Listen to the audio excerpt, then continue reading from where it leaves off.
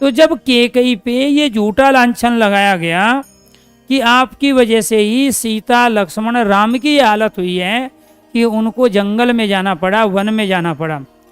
आपकी वजह के कारण, आपके कारण ही सीता का अपहरण हुआ रावण के द्वारा, और आपके कारण ही भरत राजगद्दी को ग्रहण नहीं कर रहा है। तो ये जो स्थिति थी परिवार की, या ये कहो अयोध्या की, अयोध्यावासियों की, वो सारा का सारा दोष दे दिया गया कैकेयी को, और जबकि ये सच्चाई से कोसों दूर है।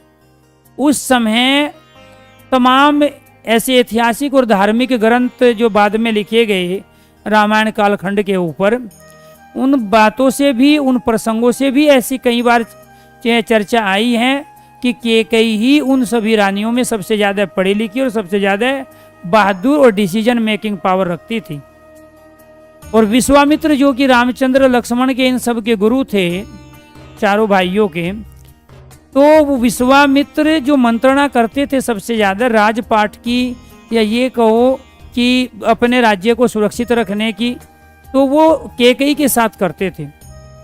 और ये सच्चाई है कि जिस घर में जो आदमी ज़्यादा पढ़ा लिखा होगा, ज़्यादा डिसीजन मेकिंग पावर जिसके पास होगी, फाइनल सत्ता उसी के हाथ में चली जाती है। या ये कहे कि फाइनल घर के डिसीजन वो ही लेने लगता है, क्योंकि बाकी सारे उसी के अधीन हो जाते हैं या उसी को सपोर्ट करते हैं।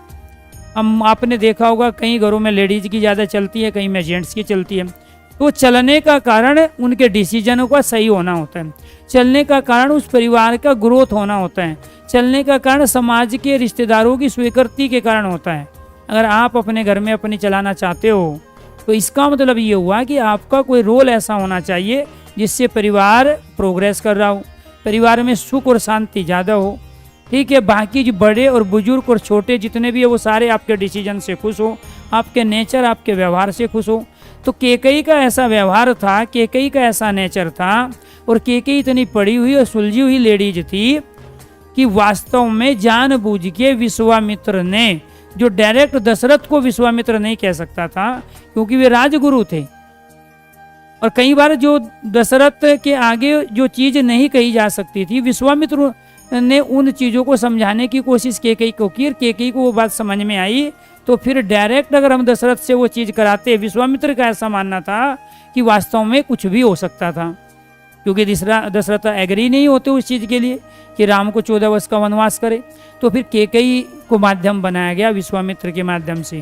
कि ऐसा है कि अगर हम इन राक्षसों को नहीं रोकेंगे, इन असुरों को नहीं रोकेंगे, तो फिर बाद में हमारा भी राजपाट पे अधिकार होगा, और जो विस्तारवादी जो नीति रही है, दूसरे जो राज्य परेशान हैं और आपसे जो सपोर्ट मांग रहे हैं, वो भी अगर नहीं दे पाए तो वर्चस्व प्रभुत्व नहीं रह पाएगा। अगर हम अपने पड़ोसी देशों की सहायता नहीं कर पाएंगे,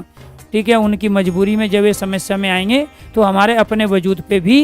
क्वेश्चन मार्क लग जाता है कि कुछ वजूद है दूसरे की हेल्प करने का या नहीं है, या फिर हम पे जब समस्या आएगी तो पड़ोसी देश हमसे मुंह मोड़ लेंगे। तो उस समय दशरथ की ये जिम्मेदारी थी कि जो पड़ोसी राजा जो बार बार हेल्प मांग रहे थे, राक्षसों का अत्याचार बढ़ता जा रहा था, रावण अपने विस्तारवादी नीति के कारण बहुत सारे राजाओं को अपने अधीन कर चुका था, तो उसका एक ही समाधान था, और वो समाधान था विश्वामित्र के पास कि वो राम को उस चीज़ के लिए लगाए, क्योंकि राम में वो काबिलियत थी। बाकी जो 4 पुत्र थे उनमें सबसे ज़्यादा काबिलियत राम के अंदर थी कि राम उस ड्यूटी को, उस कार्य को सबसे कुशलतापूर्वक कर सकते हैं, रावण को वो रोक सकते हैं।